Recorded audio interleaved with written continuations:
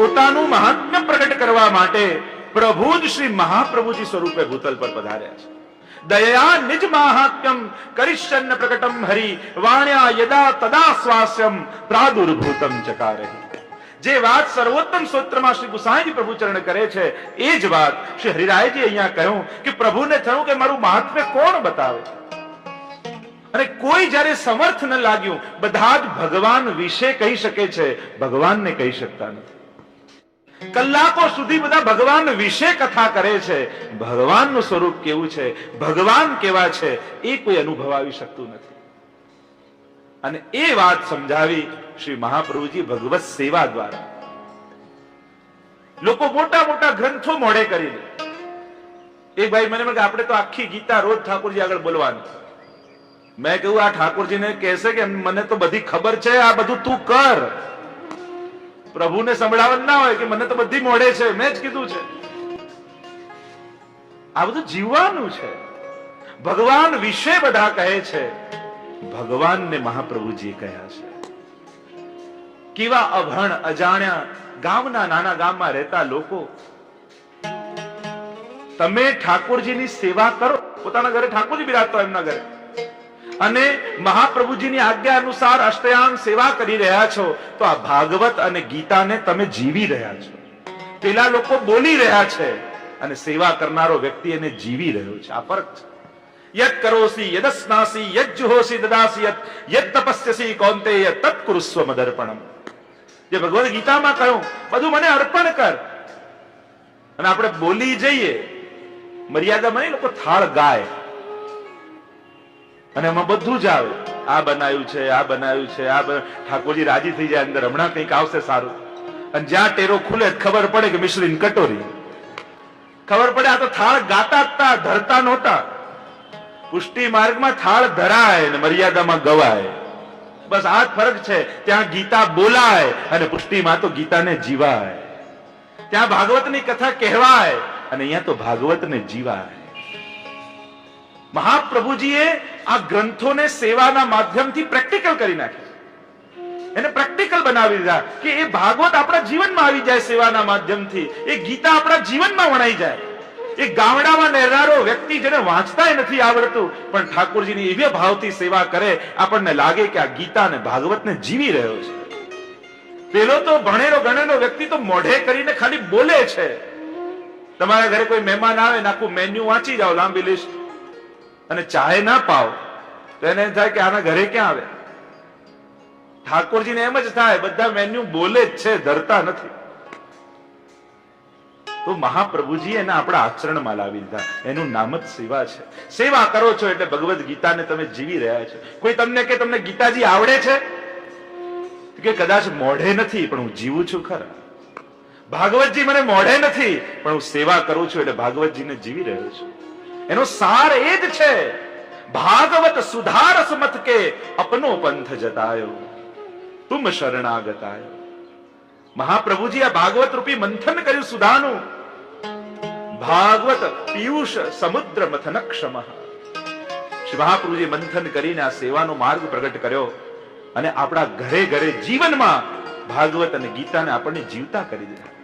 તો પોતાનું મહાત્મ્ય જયારે ઠાકોરજીને લાગ્યું કે ઓર કોઈ પ્રગટ કરવા સમર્થ નથી, બધા ધર્મ વિશે કહે છે, ધર્મીને કોઈ સમજાવી શકતું નથી, તો એ ધર્મીને સમજાવવા, પોતાનું મહાત્મ્ય પ્રગટ કરવા સ્વયં શ્રી ઠાકોરજીના વદના અવતાર એવા શ્રી મહાપ્રભુજી ભૂતલ પર પ્રગટ થયા.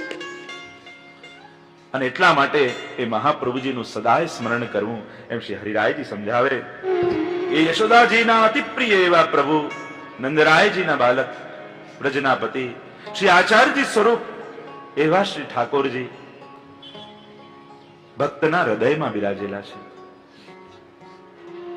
પ્રભુ હૃદયસ્થમ નિર્ગતમ બહી, દરેક દૈવી જીવના હૃદયમાં બિરાજેલા છે. ગોપી ગીતમાં એટલે સુબોધની જયારે મહાપ્રભુજી લખે છે ત્યારે સંવાદ રૂપે લખે છે. અને પ્રગટ થયા રાસમાં ક્યાંથી? હૃદયસ્થમ નિર્ગતમ બહી. રાસમાં ક્યાં સંતાયા હતા? કે ગોપીઓના હૃદયમાં. અને ત્યાંથી પ્રભુ પ્રગટ થયા. એમ દરેક જૈવી જીવના હૃદયમાં ઠાકોરજી છે. સૌથી પહેલા ત્યાં એનો અનુભવ થવો જોઈએ. કે મહાપ્રભુજીએ હૃદયમાં બ્રહ્મ સંબંધ દ્વારા ઠાકોરજીનું સ્થાપન મારા હૃદયમાં કર્યું છે. આપણે બધે જ ગોતીએ, પેલું કહેતા ને કે ચાવી ખોવાઈ હતી ઘરમાં, પણ બહાર અજવાળું હતું તો બહાર ગોતતા હતા માજી. પૂછ્યું મુસાફરે આવીને કે શું ગોતી રહ્યા છો લાઈટમાં? તો કે મારા ઘરની ચાવી પડી ગઈ છે કબાટની. તો પૂછ્યું ક્યાં પડી હતી? કે ઘરની અંદર. કે અંદર પડી હતી તો અહીંયા લાઈટમાં ક્યાં ગોતો છો બહાર? કે ના, અંદર અંધારું છે ને એટલે. એમ જ ચાવી ખોવાઈ છે અંદર, અને આપણે ક્યાં ફાફા મારી રહ્યા છીએ? અંદર રહેલા પરમાત્માનો અનુભવ ન થાય. તો અહીંયા કહ્યું કે એ પરમાત્મા મહાપ્રભુજી રૂપે યશોદોત્સંગ લાલિત રૂપે સદાય વૈષ્ણવના આત્મા બિરાજેલા છે. એટલે વૈષ્ણવ યથાશક્તિ સેવા કરવી અને તાદશ્રી વૈષ્ણવની સાથે પ્રભુના સદાય ગુણગાન કરવા.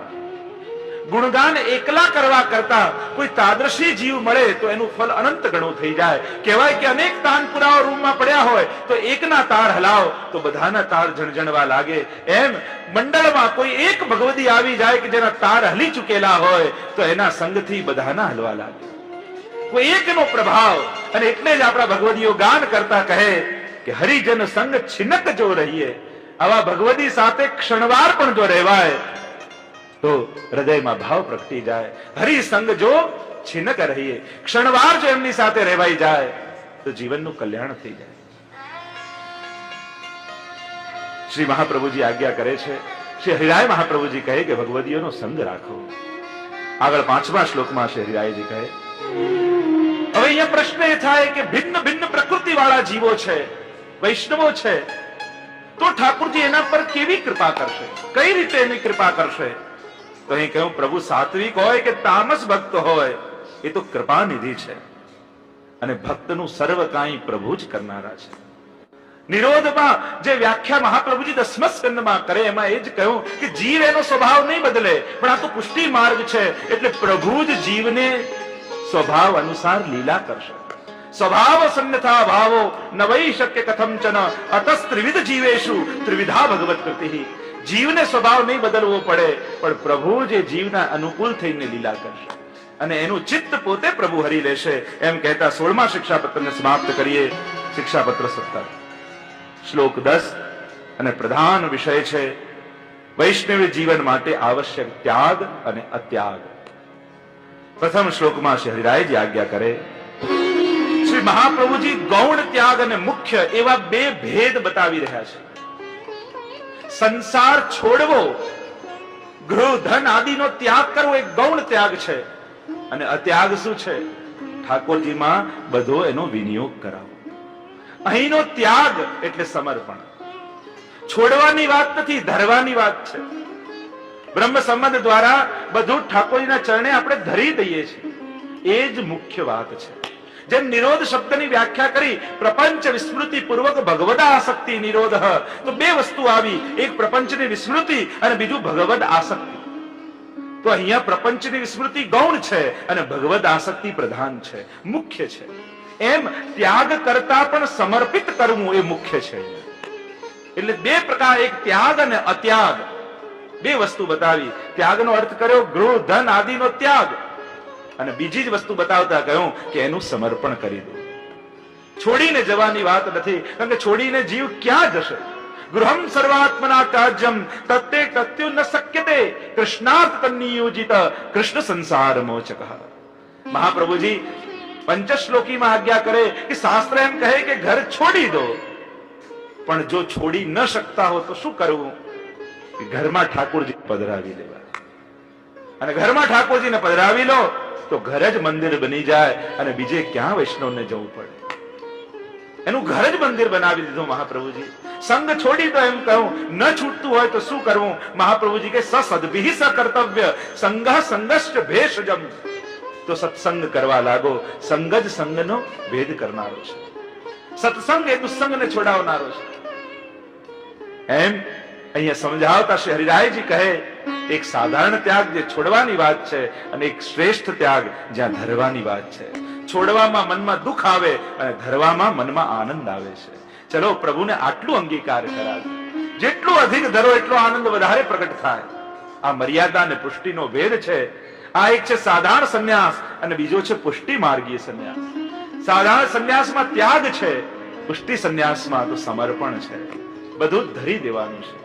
આગળ શ્રી હરિરાયજી કહે ભગવદ રસની પ્રાપ્તિ કેમ થાય, કાળ દોષથી મનમાં કેવો પ્રભાવ થાય છે એને કહેતા 7મા શ્લોકમાં શ્રી હરિરાયજી આજ્ઞા કરે વૈષ્ણવનું મન કેવું હોવું જોઈએ, અને એની ક્વોલિટી બતાવતા શ્રી હરિરાયજી આજ્ઞા કરે કે વૈષ્ણવનું મન કેવું હોવું હોય કે દુસ્સંગથી જેનું મન શિથિલ ન બનતું હોય, એને ગમે તેવો સંગ મળી જાય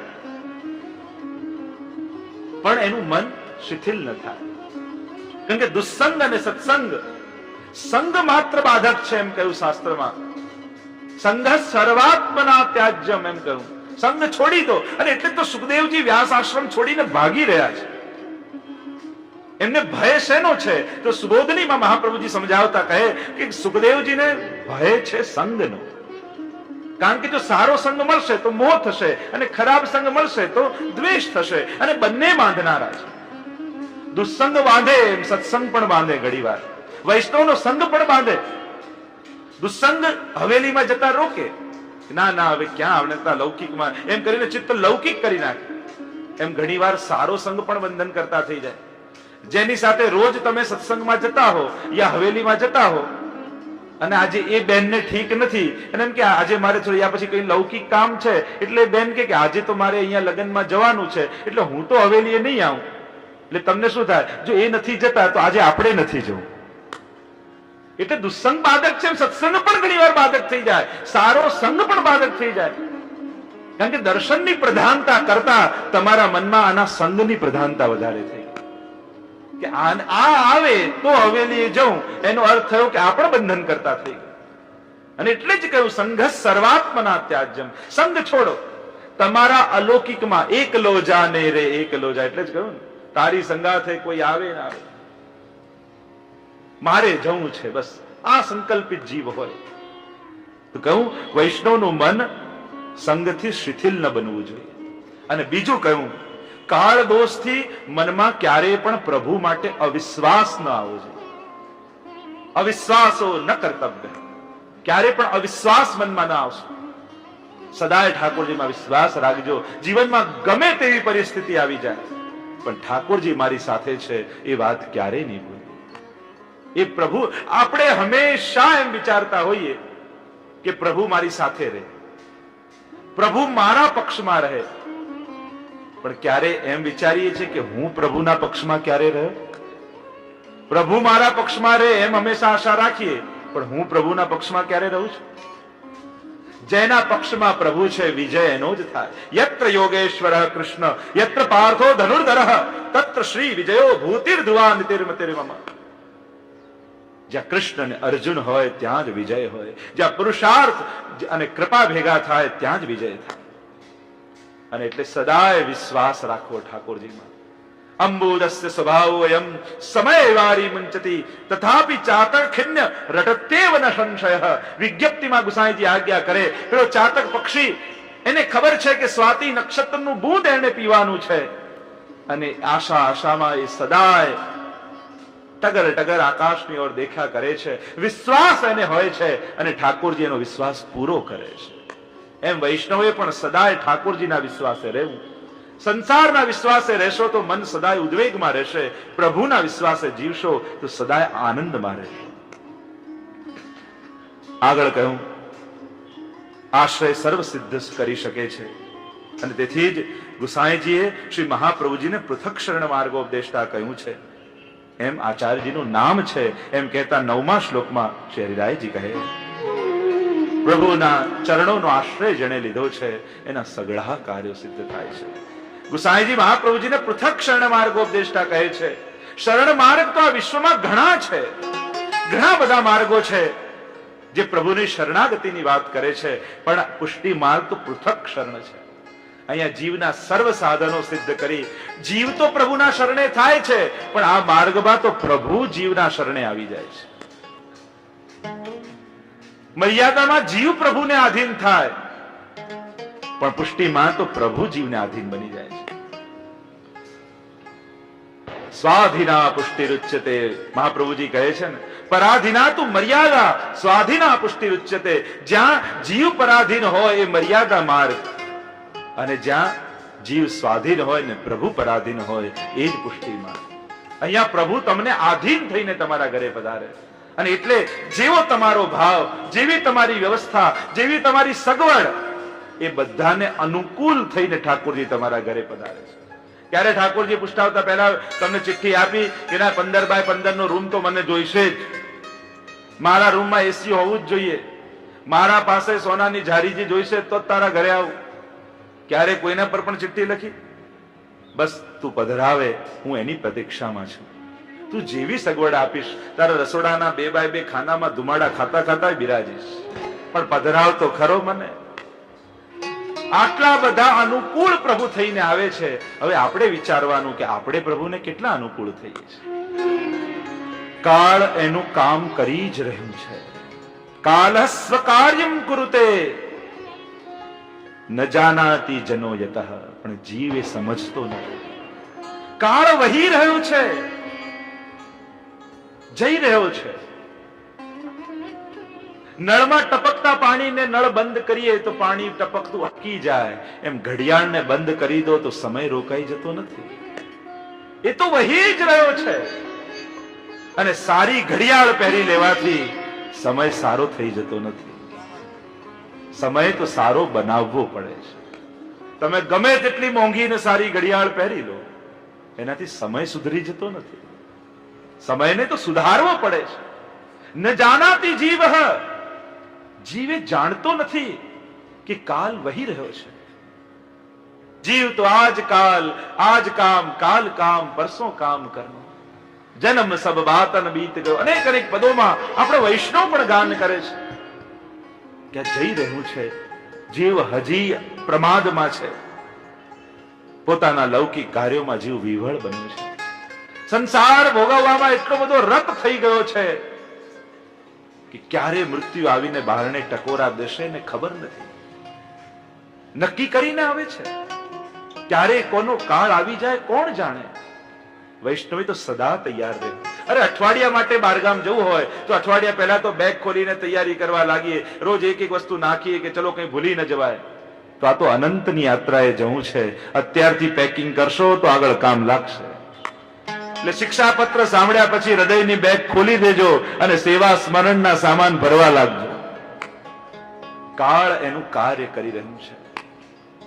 કાલ વ્યાલ ગ્રાસ કરી અઘોગ તમસાવૃતમ કલિ ભુજંગ બાસાદિતમ જગત વિષય સાગરે પતિતમ સ્વધર્મે રતમ યદિ ક્ષણ સુધા નિધિ સમુદિતો નુકંપામૃતા. સપ્ત શ્લોકીમાં આપણે ગોસાઈજી આજ્ઞા કરે અઘોગ તમસાવૃતમ કલિ ભુજંગમ આસાદિતમ. આ કાળ રૂપી ભુજંગ બધાનો ગ્રાસ કરી રહ્યો છે. અને આ સર્પના દંશથી કોણ બચી શકે? યદિ ક્ષણ સુધા નિધિ સમુદિતો કંપામૃતા.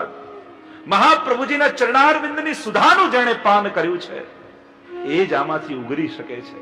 બાકી કાળ કોઈને છોડતો નથી. એક વસ્તુ યાદ રાખજો, અહીંયા જેટલા મંડપમાં બેઠા છે કાળ તો બધાની રાહ જોઈને બેઠું છે. અને આપણે બધા જ અજ્ઞાનમાં કે આ સમય જઈ રહ્યો છે એની સભાનતા આવતી નથી. અલૌકિક મનમાં વિચાર આવે ને તો તુરંત કરી નાખજો. એને સમય બહુ આપતા નહીં તો આ સંસાર તમારા વિચારો બદલી નાખશે. અને લૌકિક કરવાનું મનમાં વિચાર આવે ત્યારે એને થોડો સમય આપજો. અલૌકિક તો વિચાર્યા વગર કરી જ લેવું, કારણ કે કાળ વિપરીત છે. પછી મનમાં વિચારો રહી જાય, ઉંમર થાય એમ થાય કે મોટી ઉંમરે કરીશું, પછી નથી થતું. પછી દર્શનના ટાઈમિંગ ઓછા યાદ રહે, ડોક્ટરની એપોઇન્ટમેન્ટ વધારે યાદ રાખવી પડે કે આજે આંખવાળાને બતાવવા જવું છે કાલે પગવાળાને બતાવવા જવું છે. એમાં આત્મા વાળો તો ક્યાંય ભૂલાઈ જાય. સેવા સ્મરણ ભૂલાઈ જતા હોય. જીવ વિહવળ બન્યો છે. દેખો દુર્મતી હે સંસાર કી. ભગવતી એટલે જ ગાય કે આ સંસારની દુર્મતી જુઓ, કેવી દશા સંસારી જીવોની થઈ છે કે આ કાલના પ્રવાહમાં વહી રહ્યા છે. શું કમાઈને જાય માણસ? આખી જિંદગીમાં આપણે પૈસા નથી કમાતા, આપણે ધન નથી કમાતા, વસ્તુઓ નથી કમાતા, આપણે કમાઈએ છે કર્મોને. અને જે કમાયું છે, તમે જે કમાયું એ ખર્ચો ને, એને ભોગવો. અને એમ જ કર્મ કમાઈને જાય ને ભાગ્ય લખાવી અને એને ખર્ચે. જે ગયા જન્મમાં કમાયું એને આ જન્મમાં ભોગવીએ, આ જન્મમાં જે કમાઈ આવતા જન્મમાં ભોગવીએ. ભગવાન પગાર બીજા જન્મમાં આપે છે. જેમ દર મહિને એક મહિનો મહેનત કરો એટલે મહિનાના છેલ્લે પગાર મળે, એમ આખી જન્મ મહેનત કરો એટલે બીજા જન્મમાં ભાગ્યરૂપ પગાર મળે. અને જે કમાયું છે એને વાપરવાનું.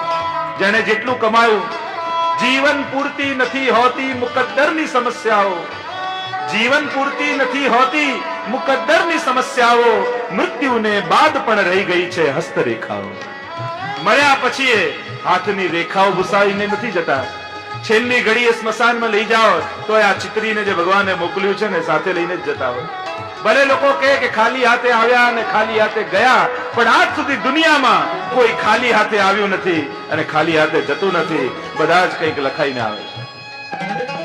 આજ કમાયો જીવ.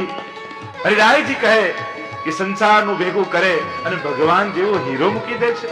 ત્યાગી તો એ છે કે જે સાચા ધનને સમજી શકતો નથી, એને છોડીને બેઠો. આગળ કહ્યું, પ્રભુને કેવલ ઉદર પોષણ માટે ભજવા એ યોગ્ય નથી. શું પ્રભુ પર વિશ્વાસ નથી કે તમારું સગળું સિદ્ધ કરશે? તમારા ઉદરને ભરશે? લૌકિક ભાવ રાખીને ભજશો તો લૌકિક મળશે. પ્રભુમાં અલૌકિક ભાવ રાખો. મહાન પાસે તુચ્છ માંગવું એ મૂર્ખતા છે. શ્રી મહાપ્રભુજી કહે કે ઠાકોરજીને આ રીતે ન ભજો. શું તમને વિશ્વાસ નથી કે ઠાકોરજી તમારું ભરશે, ભરણ પોષણ કરશે? હરિરાયજી અહીંયા કહે, પેલી વાર્તા હતી ને રાજાની, અને રાજાએ દિવાનને કહ્યું કે આખી પ્રજાને હું ખવડાવું છું ને હું પાળું છું. દિવાને કહ્યું કે પાળના તો ઠાકોરજી છે, શું વાત કરો છો? હું કરું છું. ના ના રાજા, એ તો પ્રભુ પાળે છે. રાજા કે તું પરીક્ષા કરું. એક ડબ્બીમાં કીડીને લીધી ને ડબ્બી બંધ કરી રાજાએ અને કહ્યું કે આને 10 દિવસ પછી ખોલીશું, જોઈએ આ જીવે છે કે નહીં, ભગવાન એને પાળે છે કે નહીં. અને 10 દિવસ પછી ડબ્બી ખોલી તો જોયું તો અડધો ચોખાનો દાણો અંદર હતો અને કીડી એને ખાતી ખાતી જીવતી હતી. દિવાને કહ્યું, જો રાજા તમે ડબ્બી બંધ કરવા ગયા ને, તમારા કપાળ પર જે અક્ષત લાગ્યા હતા એમાંથી એક અક્ષત ડબ્બીમાં પડી ગયું અને આ કીડીને ભગવાને જીવાડી દીધી છે. તમે નથી કરતા, પ્રભુ કરનારો છે. એમ શું વૈષ્ણવને વિશ્વાસ નથી કે ઠાકોરજી બધાનું કરે છે તો મારું કરશે? વિશ્વાસ રાખો. પ્રભુને ભજો છો તો એ સગળા કાર્ય સિદ્ધ કરશે. મહાપ્રભુજી પણ આગળ તૃતીય શ્લોકમાં હરિરાયજી કહે કે ચિંતા જીવે ન કરવી એમ કહ્યું મહાપ્રભુજીએ નવરત્નમાં. તો વૈષ્ણવે સદાય ચિંતાનો ત્યાગ કરવો.